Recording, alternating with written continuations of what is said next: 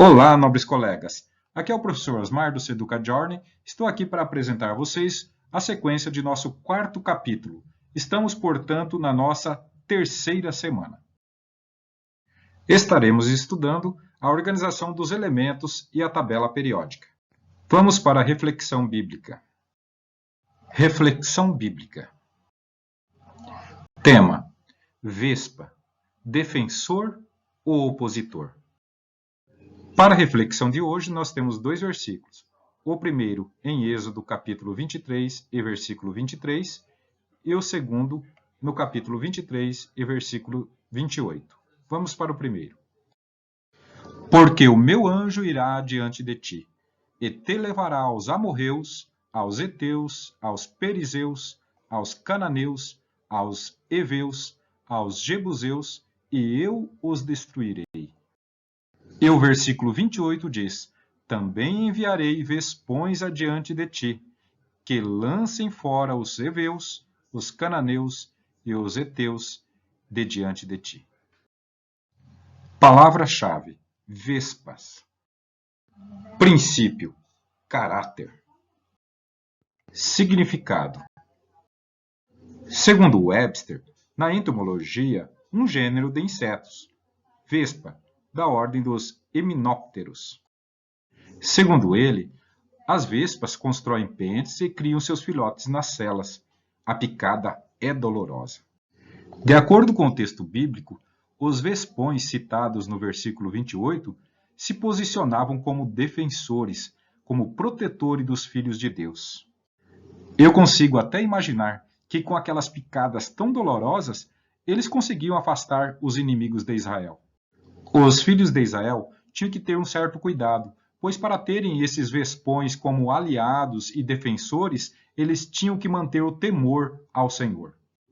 Ainda falando sobre as vespas, eu trouxe uma pequena história que conta sobre as vespas com outra conotação, mas também muito interessante.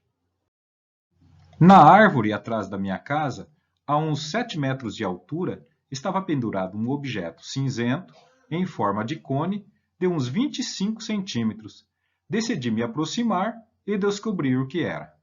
Munido de uma vara de pesca em pé sobre um barril, bati com a ponta da vara na abertura na parte de baixo do objeto.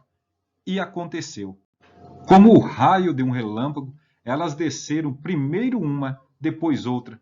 Caí estatelado no chão. Em seguida, meus olhos estavam inchados, fechados e tinha grandes calombos na testa. Com o pecado acontece o mesmo. A melhor forma de não ser atingido é permanecer longe dele. Quando Israel se aproximou para entrar na terra prometida, o Senhor disse que enviaria vespas para afastar os inimigos de diante deles. Mas Deus também admoestou Israel a não se afastar dele.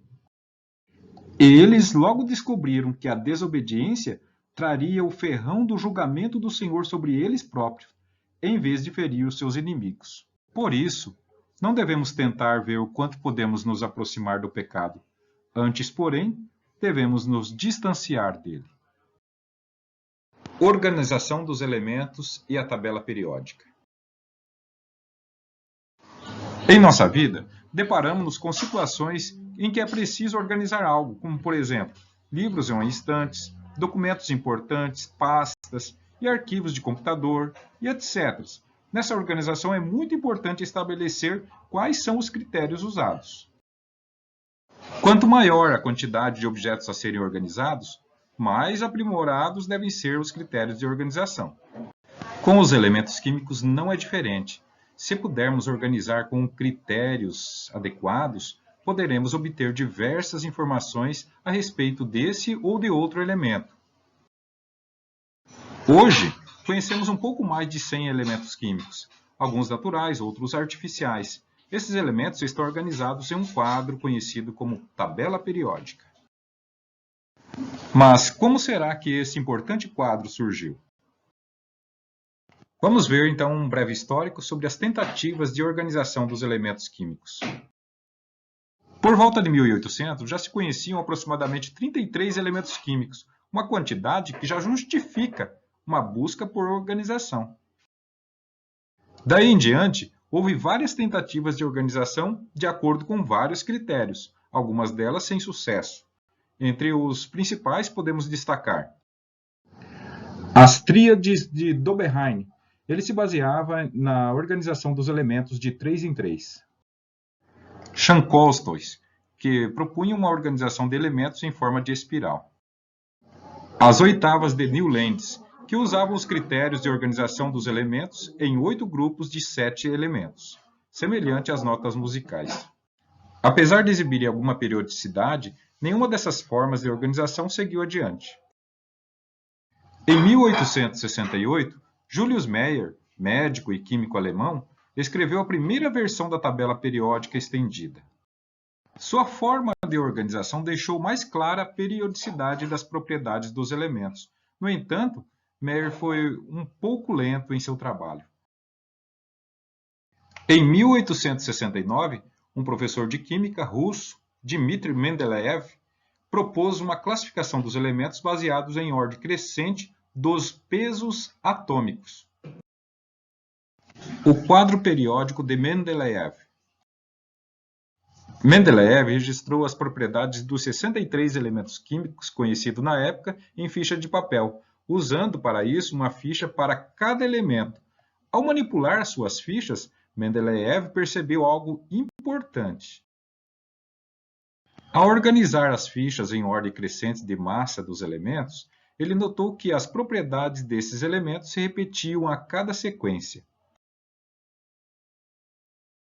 Ao dispor elementos com propriedades semelhantes em uma coluna, ele percebeu uma periodicidade dos elementos. Com isso, ele chegou a uma forma de organização considerada ideal. Quando não se conseguia uma sequência que obedecesse às propriedades, deixava-se em branco o espaço para que fosse posteriormente preenchido com elementos adequados. O critério usado por Mendeleev foi muito genial para a descoberta de elementos ainda não conhecidos. Em sua proposta, Mendeleev organizou em um quadro dos elementos por ordem crescente de massa, de modo que elementos com propriedades semelhantes ficassem em uma mesma coluna. O critério usado por Mendeleev foi muito genial para a descoberta de elementos ainda não conhecidos. Posteriormente, os espaços vazios foram preenchidos com outros elementos, como gálio, germânio, escândio, e no século XX, mais precisamente em 1913, o inglês Moseley fez importantes descobertas. Ele conseguiu determinar o número das cargas positivas para cada elemento, os conhecidos número atômico. Ao organizar a tabela em ordem crescente, não mais em peso atômico, e sim em número atômico, alguns problemas relacionados a periodicidades foram resolvidos. Essas descobertas feitas por Mendeleev e por Moseley deram origem, então, à tabela periódica atual. Tabela periódica atual. Atualmente, a tabela é organizada em ordem crescente de número atômico. Os elementos com propriedades semelhantes ficam dispostos em uma mesma coluna, por isso o nome periódica. Ela possui linhas horizontais e verticais. As horizontais estão em números de 7 e são chamadas de período. As linhas verticais estão em número de 18 e são chamadas de coluna, grupo ou família. Para localizar um elemento na tabela periódica, basta saber qual o período e qual a coluna que esse elemento pertence. Por exemplo, o silício está no terceiro período e coluna 14. Vamos para outras observações. Até 1985, esses números eram identificados por um número e uma letra, que podiam ser A ou B. Apesar dessas identificações A e B serem muito antigas, ainda elas continuam sendo muito usadas. As colunas da tabela periódica recebem um nome, o nome da família. Veja as principais. As colunas 1 e 2 recebem o nome de metais alcalinos e metais alcalinos terrosos, respectivamente. As colunas número 13, 14 e 15 recebem o nome referente aos seus primeiros elementos, a do boro, do carbono e do nitrogênio. A coluna 16 dos calcogênios, 17 dos halogênios e 18, a última, com os gases nobres. Os elementos da tabela periódica podem ser classificados em metais, ametais ou não metais, gases nobres e a um elemento sem classificação, ou seja, considerado atípico. É o hidrogênio que está em branco. Devido à sua grande capacidade de combinação, ele é então considerado atípico. Antigamente, existia a classificação dos semimetais, as quais foram divididas em metais e ametais, dependendo de qual classificação ele se assemelha melhor. Um dado bem importante é que na temperatura ambiente existem elementos que se encontram no estado sólidos, outros no estado líquido e outros no gasoso. Observe também que existem duas séries de elementos separadas. São as séries dos lantanídeos e dos actinídeos. Esses elementos são classificados como elementos de transição interna. Alguns deles são radioativos. A tabela periódica não envolve memorização. Sempre que necessário, ela deve ser consultada. E conhecê-la para saber extrair as informações é muito importante. Observe que nessa tabela periódica existe uma legenda, assim como para todas as demais tabelas periódicas. Esta legenda indica como as informações de cada elemento químico está distribuído ao entorno de toda a tabela. Observe então que nessa legenda nós temos o símbolo atômico, a parte superior nós temos o número atômico, na parte inferior nós temos o nome do elemento e abaixo nós temos o peso atômico. Vale lembrar que o número atômico é o mesmo número de prótons de carga positiva para cada elemento químico. E também, se estiver tratando-se de um elemento nêutron, também é o número de elétrons para cada elemento.